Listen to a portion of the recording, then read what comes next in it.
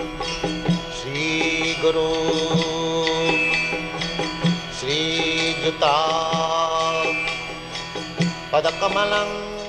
Hare Krishna, welcome to our channel Bhagavad-gita. Here it is, because we have it, Bhagavad-gita as it is. Translation and commentary by His Divine Grace A.C. Bhaktivedanta Swami Prabhupada. And my name is Labanga Latika.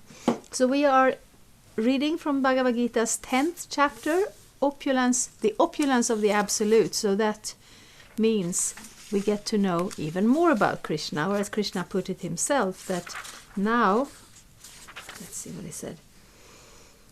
Listen again, my dear friend. I should speak to you further, giving knowledge that is better than what I have already explained. So Krishna says it's better. So let's hear what is better. This is text 4 and 5. They are together in one piece, which means there will be a whole lot of commentary on it. So we might have to do this in two parts. We'll see how far we get. So I read the Sanskrit. Buddhirjnanam sammoha kshama satyang dhamma shamaha sukhang dukkhang bhavo bhavo bhadyang cha bhayameva cha ahimsa samatha tushtis tapodanang yasho yashaha bhavanti bhava bhutanang mata eva prithag vidha. Intelligence, knowledge, freedom from doubt and delusion, forgiveness, truthfulness, control of the senses, control of the mind, happiness and distress, birth, death, fear, fearlessness, non-violence, equanimity, satisfaction, austerity, charity, fame and infamy. All these various qualities of living beings are created by me alone, Krishna says.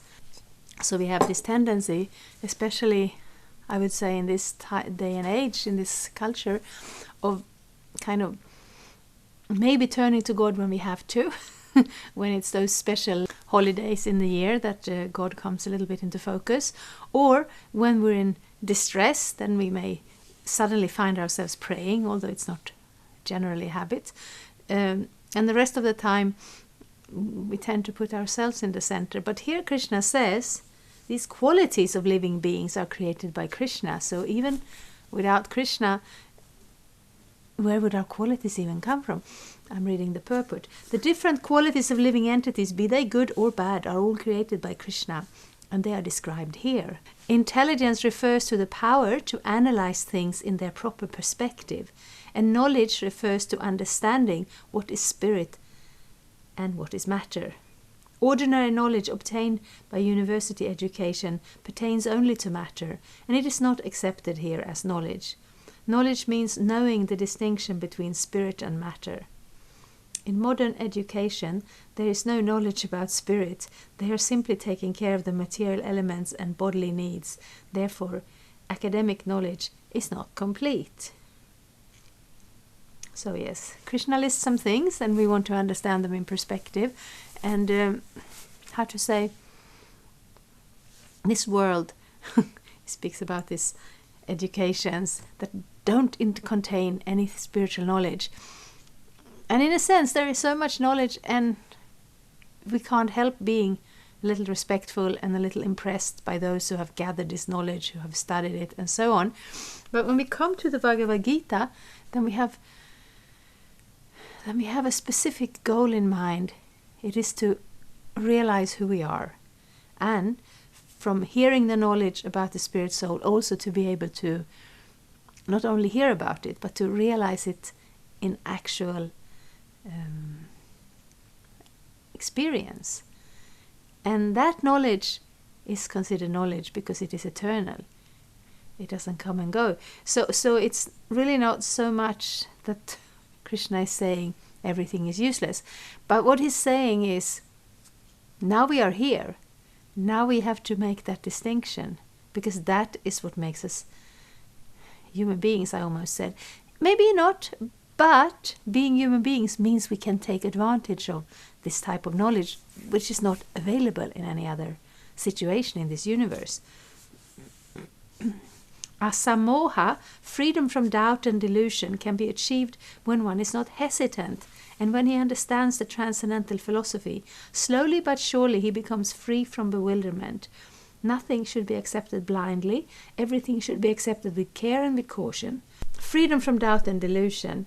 Yes, we don't wake up in the morning and know everything, but it is possible to get there. And Prabhupada says, slowly but surely, nothing should be accepted blindly. That's very much in this tradition, that you come, you hear, like Arjuna was hearing from Krishna, and whenever something doesn't fall into place or doesn't seem to make sense and we don't exactly understand it, we ask questions. And we try to kind of wrap our brain around it and see how it's applicable, how it's relevant, how it's actually logical and rational. So that can be done in a humble way also. It's not a challenging thing. Oh, Krishna, who do you think you are? You're all speaking, everything you're saying, it doesn't make sense. That's not how we study and learn. But when we don't understand it, we don't just kind of cover it over and says, yes, that's all right, let me hear the next thing. No, we understand, we go deeply into the things and we ask questions. Kshama, tolerance and forgiveness, should be practiced. One should be tolerant and excuse the minor offenses of others. Yeah, they say that sometimes. Forgiveness is a very good thing, and then we're thinking, how can we forgive all these terrible things in the world that are almost unforgivable? No, it's not for the sake of the person we're forgiving. It's actually for our own sake. We can come to that place of peacefulness, where we're not disturbed and where we're not drawn back into this situation that, I was going to say pointless situation, but we don't know. Maybe we learned something. Maybe it was part of our karma. So many things. But we don't want to be stuck there. So we can let it go. And also, unless we're able to be tolerant in this world, there's absolutely no way we can go out and be Krishna's servants in this environment, because there will constantly be something that gets in the way, that is a disturbance. So that is actually something that is worth practicing. Satyam, truthfulness, means that facts should be presented as they are for the benefit of others. Facts should not be misrepresented. According to social convention, it is said that one can speak the truth only when it's palatable to others. But that is not truthfulness. The truth should be spoken in a straightforward way, so that others will understand actually what the facts are. If a man is a thief, and if people are warned that he is a thief, that is truth. Although sometimes the truth is unpalatable, one should not refrain from speaking it. Truthfulness demands that the facts be presented as they are for the benefit of others. That is the definition of truth. So that's very healthy. And still, we can keep the other things in mind also. We can be respectful. We don't, that is stated somewhere. I should know these places better, but I don't. But that it's actually in the Bhagavad-gita also, that the person in knowledge should not disturb those who are in ignorance. So it's not that one has to go around and tell people that you are not on the level of pure Krishna consciousness. But at the same time, when you're asked, or when there is an opportunity to present this knowledge, we give it. We represent it from Krishna. And this world, it does contain these things: birth, death, old age, and disease. Dukkhalayam ashashvatam. It is full of miseries, and it is temporary. And we don't want to sugarcoat that fact. At the same time, Krishna consciousness is a big thing. And depending on where you are, different aspects will be relevant, and different aspects can be discussed. So, but we're not saying like, yes, it will be one thing and then actually it's something else. We can be honest. And we can be honest about ourselves, and also with others and about others. Control of the senses means that the senses should not be used for unnecessary personal enjoyment. There is no prohibition against meeting the proper needs of the senses, but unnecessary sense enjoyment is detrimental for spiritual advancement. Therefore, the senses should be restrained from unnecessary use. Similarly, one should restrain the mind from unnecessary thought. That is called shama. One should not spend one's time pondering over earning money. That is a misuse of the thinking power. The mind should be used to understand the prime necessity of human beings, and that should be presented authoritatively. The power of thought should be developed in association with persons who are authorities in the scriptures, saintly persons and spiritual masters, and those whose thinking is highly developed. Sukham, pleasure or happiness, should always be in that which is favorable for the cultivation of spiritual knowledge, of Krishna consciousness. And similarly, that which is painful or which causes distress is that which is unfavorable for the cultivation of Krishna consciousness. Anything favorable for the development of Krishna consciousness should be accepted, and anything unfavorable should be rejected.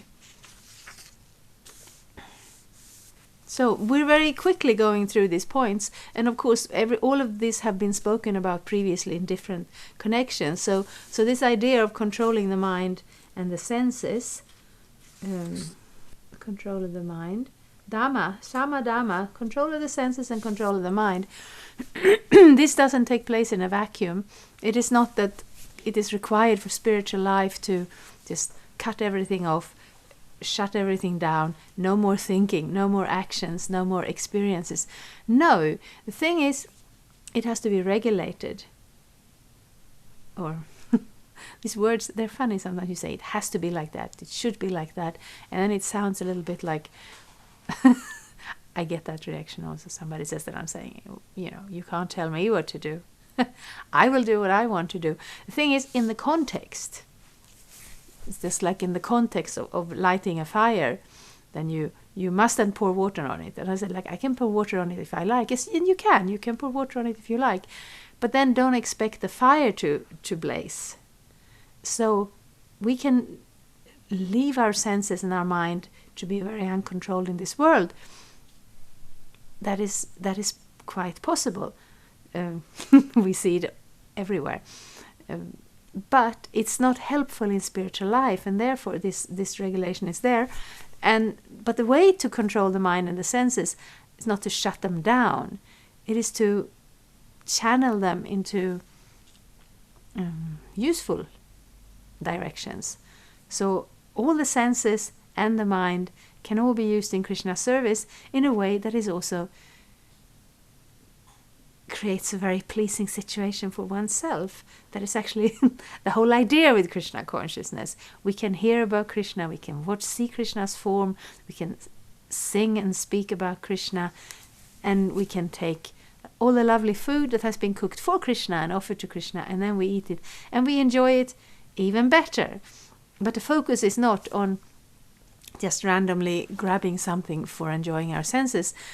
The focus is on serving and pleasing Krishna, and then we find that we are naturally satisfied as well, because we are parts of Krishna. So that is the whole idea. But if we don't come to that point where we channel our focus towards service of Krishna and bring the mind and senses with us in that direction, then it will be very difficult to develop spiritual realization, to grow in a spiritual sense. Bhava, birth, should be understood to refer to the body. As far as the soul is concerned, there is neither birth nor death. That we have discussed in the beginning of Bhagavad-gita. Birth and death apply to one's embodiment in the material world. Fear is due to worrying about the future. A person in Krishna consciousness has no fear, because by his activities he's sure to go back to the spiritual sky, back home, back to Godhead. Therefore his future is very bright. Others, however, do not know what the future holds. They have no knowledge of what the next life holds. So they are therefore in constant anxiety. If we want to get free from anxiety, then the best course is to understand Krishna and to be situated always in Krishna consciousness. In that way we will be free from all fear. In the Srimad Bhagavatam 11:2-37, it is stated, Bhayam dvitiya bhiniveshata syat. Fear is caused by our absorption in the illusory energy. But those who are free from the illusory energy, those who are confident that they are not the material body, They are spiritual parts of the Supreme Personality of Godhead, and who are therefore engaged in the transcendental service of the Supreme Godhead have nothing to fear. Their future is very bright. This fear is a condition of persons who are not in Krishna consciousness, and abhayam, fearlessness, is possible only for one who is Krishna conscious. So sometimes it feels like we're saying one thing, same thing, over and over. And then sometimes it feels like, oh, we're opening a new verse, and here's something completely new. So both those features are there, because Krishna consciousness is such a essential thing. It's at the core of everything in yoga. And here, Bhagavad-gita, now we're all about yoga. And Krishna has already explained that of all the forms of yoga, yoga means connecting to the Supreme. And this bhakti yoga is the yoga that is the most complete form of yoga. Because all the other aspects are there, but the goal is to wake up the consciousness of the soul and connect that consciousness to the Supreme Personality of Godhead, of whom we are always a part, in a relationship of loving service. So that is the one thing we will repeat over and over again, but we will come at it from different angles and bring it up in different contexts. So yes, we are born, we have a body, and the body needs things. Security, happiness, food, of course, shelter, company, so many things, and we don't know if we can have them. Sometimes we do think that we feel very safe. We get lulled into a sense of false security. Actually, the fact is that we can die at any moment. And at a certain level of intelligence or perspective, we cannot avoid that fact.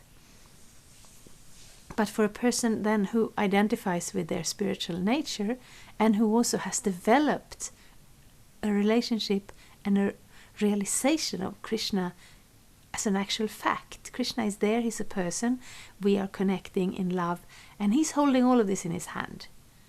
So whether I'm in this body and or the next, I may not exactly know what that will be, how it will look, but I will be as safe there as I am here, because it is all within Krishna's energy, within Krishna's grasp, really. It's just like if you go traveling and you haven't been to that place before, but you have the name of, your friends or the hotel and the address, the phone number, and maybe you're not exactly sure how it's going to turn out in detail, but you're not really so afraid, because you know someone is there on the other side of the journey to meet up with you. So Krishna consciousness is like that, but even more so.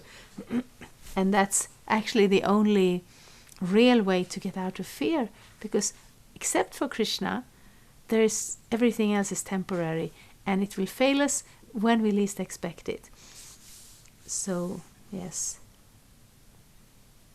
all these aspects of reality, they also come from Krishna. So even that, we learn things, we understand things, but we can also connect them back to their source. And in this way, we can actually be Krishna conscious all the time. And when we try that, we find that that is the most natural and perfect way of being in this world and in the next.